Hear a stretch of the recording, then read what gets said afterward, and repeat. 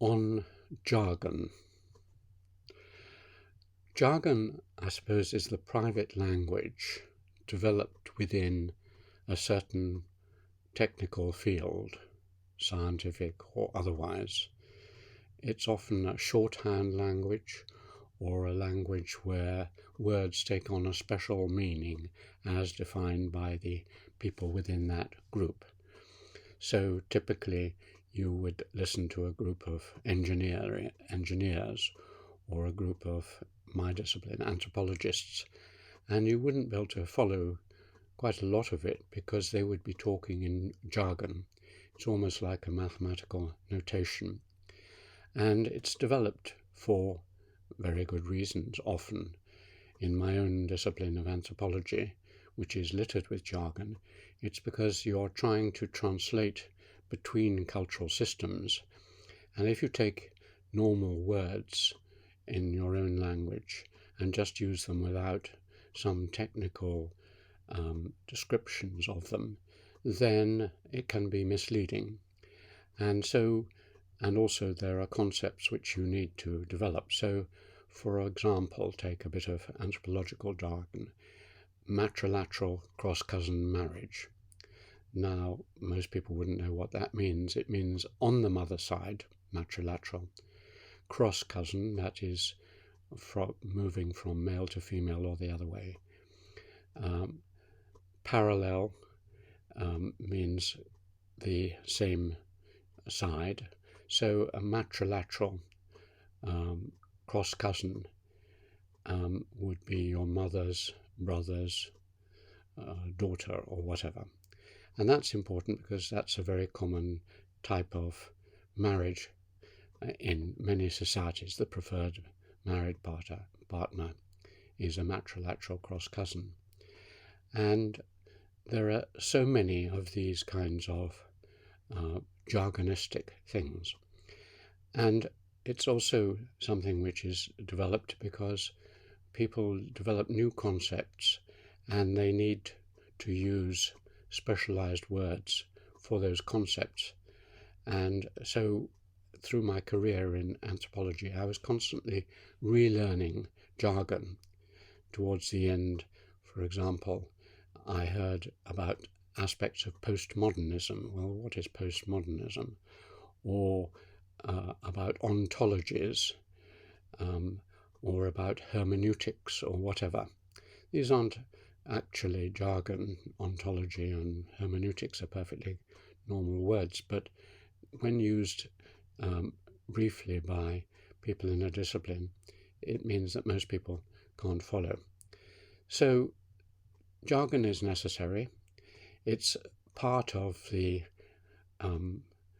toolkit of disciplines, and a lot of time and energy and effort is learnt on teaching students and people who go into that discipline the jargon of that discipline, and it sets them off. It keeps out outsiders who can't speak or understand that jargon. It sometimes shortens and makes more efficient the communications. But it's also criticized by many people because it is an excluding device. It means that much of the results and discoveries of disciplines are shrouded or concealed from people outside them by an impenetrable thicket of jargon. So as a discipline matures and grows older, it often uses jargon not as it was originally devised to make it possible to work efficiently, but as a defensive mechanism. And I have witnessed both these things. I went through a phase where I spoke the jargon, I spoke the language, and I learnt that the jargon differs even within small areas and distances. The jargon I learnt as an anthropologist in Oxford was different from the jargon at the London School of Economics and different from the jargon at Cambridge, and the jargon of the 1970s is very different from the jargon of the 2000s. So I realized it was a kind of local language which you had to master. Now that I've retired and look back on it all, I see that also one of the things I had to do was to escape from jargon, because if you're trying to reach a wider audience than just your small set of colleagues or your students, then you must not use too much jargon. If you do have to use a little jargon, you should define it very carefully early on. And a recent book I've written on enchantment and modernity, at the end it's got a list of all the terms I've used, like axial or enchantment or mechanical solidarity or whatever, so that people can see the language I'm using. And I did find it necessary to use those words, but most of the time I try to write in plain English. And that's all right for anthropology. It's even more all right for history, because in history you don't need very much jargon. You use general purpose terms, wars and peace and families and nations and things like that.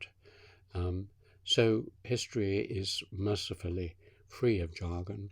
Anthropology, social anthropology, has much more, because it lies on the border between the arts and social sciences, and the English are fairly bad at jargon, but the kind of writing that you find in French anthropology, for instance, is not exactly jargon-filled, but it's very obscure and difficult to decode. The work of Foucault or Bourdieu or Lacan or people like this is really quite impenetrable at times, and even Levi-Strauss.